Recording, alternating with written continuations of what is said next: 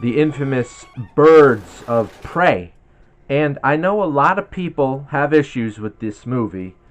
I'm one of those people who's actually pretty reasonable when it comes to what I think about Birds of Prey. Let me say, man, Margot Robbie is still the queen. She is still the queen. She is fantastic. She now you might not like some of the other side characters in this, but you have to admit, Margot Robbie was the selling point, and she was fantastic in this. I don't care what anybody says. I thought she was great. She is still the one and only Harley Quinn to me. You tell me, those action scenes that she is in, all the crazy moves she does, that's Harley, man. She had her down perfect. The spirit, the movement, the animation, it was great.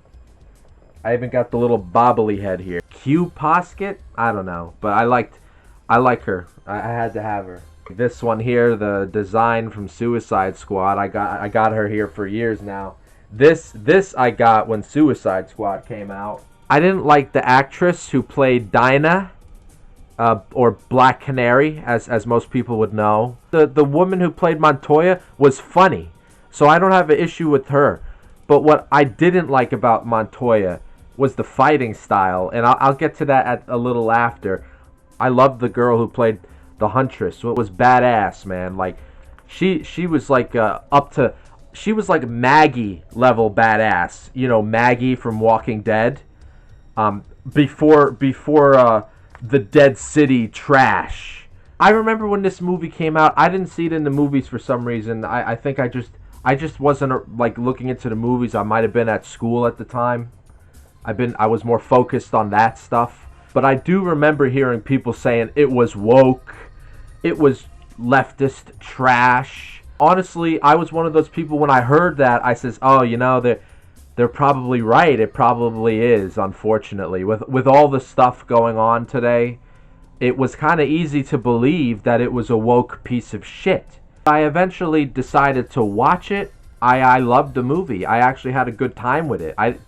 Maybe the worst about it, there's a scene where Black Canary is singing like, it's a man's world in the bar, and I guess it's like kind of that little message there, like, oh, everything's, the men own everything, and we gotta emancipate ourselves, whatever, I don't know.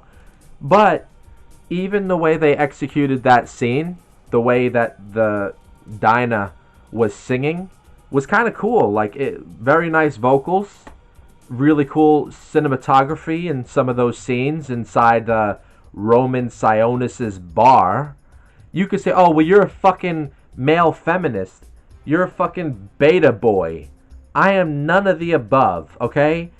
I just like the movie. This kid, like a pickpocket, she got caught and she swallowed a diamond that Roman Sionis or Black Mask he wanted, and they lost it on him, and he stole it from I forgot the Italian family. It was like an Italian mafia family, and he killed the entire family for that diamond.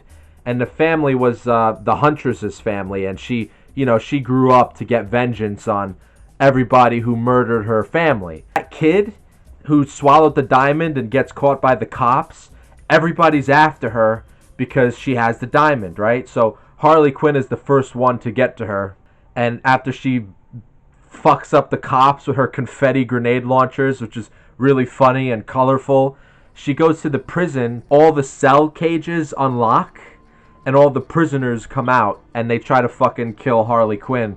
And this is like some freaking great choreography, some great fights, like the way she twirls around and like uses her body weight to twist them up, and like, man, they had her doing some crazy action scenes. You can't tell me those scenes were bad. I remember some people saying, oh, there's no way that would happen because it's just so ridiculous that a little woman like that could do all that. First of all, this is based off of a comic, all right? And second of all, when you look at Birds of Prey Harley Quinn, are you expecting realism? I'm not expecting realism with this, okay? I'm expecting Harley Quinn, and this movie delivered Harley Quinn. beautifully. And Margot Robbie is one of the greatest actresses of our time. And you could tell me I'm full of shit. Sure, maybe I am. Maybe she's overrated. I don't know. And I never watched Barbie. I'm not going to watch Barbie. I mean, maybe I'll watch it one day out of curiosity for Margot Robbie, but I'm not really interested in that, okay? But everything else that I've seen her in, from Wolf of Wall Street and a few other movies, and of course Harley Quinn, she's fantastic, man. She's one of the greatest of our time. And look, I'm not one of these guys who worship celebrities, okay? Don't get me wrong. I don't read tabloids. I don't watch reality television like, our moms would, or your wife, or your girlfriend. And I don't go on the internet reading about every little thing about the celebrity's life. Or like how some of these guys, like, no offense to the Yellow Flash, he's obviously very successful and he's really good at what he does, and a lot of other people, but I'm not going to be one of these guys that are going to tell you every little detail of a celebrity's life, because you know what? It doesn't fucking matter. I don't give a shit about their life. I don't. I mean, maybe sometimes I'll be interested in their story or like whatever, but most of the time, remember, these people are actors in Hollywood. You don't know what's real, you don't know what's fake. So, I'm just going off of the final thing. The baked cake. Do they perform? Does this work? And yes, Margot Robbie's performance holds up well. And she gets a 100. She gets an A+ every time. So that's all I'm thinking about. Now, secondly, the one issue that I remember having with this was how her and the Joker break up, right?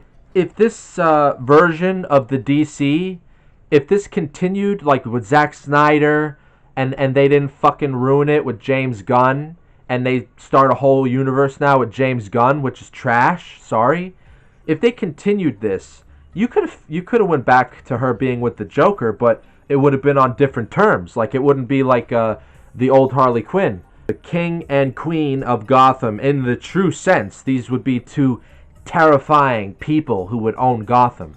And obviously they come back together or something at some point. It shows them in like the apocalypse or whatever, like all of the city is a desert, and Batman is teamed up with everybody, even the Joker. And they even say at one point she would want the Joker to be dead. So they either came back together and something happened, or she went against the Joker with Batman. Like, they were basing that off of Injustice. And I'm sure most of you watching this have played Injustice, or you've read the Tom Taylor comics of Injustice, right? But in that version of comics, in that universe, Harley Quinn actually literally teams up with Batman. I mean, a little ridiculous, because I actually prefer Harley Quinn to be evil. That's just me. I mean, I like it when she's good too. That's fun. But I think it's more interesting if she stays evil. But, they like her to be an anti-hero, Deadpool type, fine. I want to just say the couple issues I had with this. Why I didn't like Black Canary. And when I say I didn't like Black Canary, I mean, the actress was fine. Like, she did a good job at the script that she was given. But the action scenes with Canary was so underwhelming. Like, alright, if you guys aren't familiar, Black Canary, she's blonde, white in the comics. She usually gets married to Oliver Queen, the Green Arrow. They have kids. And her ability is she's like an extremely deadly fighter, very good fighter. And she could scream. Like, her voice is a power in itself. Almost like in Marvel, they have that guy. What's that guy's name? I can't believe I forgot. Thunder? No. There's a character in Marvel that his voice is so powerful he could destroy a mountain. But yeah, Black Canary is basically that, right? So, I don't think... She's not very convincing as an action hero with a deadly fighting style. They got her dressed up in like these jeans or like tight pants, and there would be scenes where they're like getting ganged up by all these beefy men coming out of nowhere that were hired by Black Mask to beat them up and shit. And like she's the least convincing fighter, although Montoya is pretty bad too. She kicks them with her leg, right? Her legs in this look like twigs. And I just don't believe that. And I know I said earlier, well, this is comics and you're not supposed to expect realism. Yes. But like it's really unbelievable though, because it's like the way they have her dressed, her legs looks like flimsy twigs. And like you'll see a big guy and she'll kick him. She'll kick him right around like not the solar plexus, but she'll kick him like in the mid area of his chest, and a real meaty tough guy, right? And it would fucking make him fly away. That's not realistic. That's not even comic book way. Like it doesn't look right. It doesn't add up. Like if that would happen, right? You would have to have her kick a certain way. And she's just doing like basic karate kicks. There's nothing fancy about her kicks. She's not going for the jugular, you know, like if she used the tip of her heel to like kick the guy in the throat, like you know what I'm saying, like real quick, and then do another 1-2, and then that would make sense. But like she literally most of the time her moves would be kicking him in the stomach or the solar plexus. That's bullshit, because a guy of that size, he would easily take it, right? And then maybe if he was quick enough, he would take her leg and fucking throw her like a rag doll.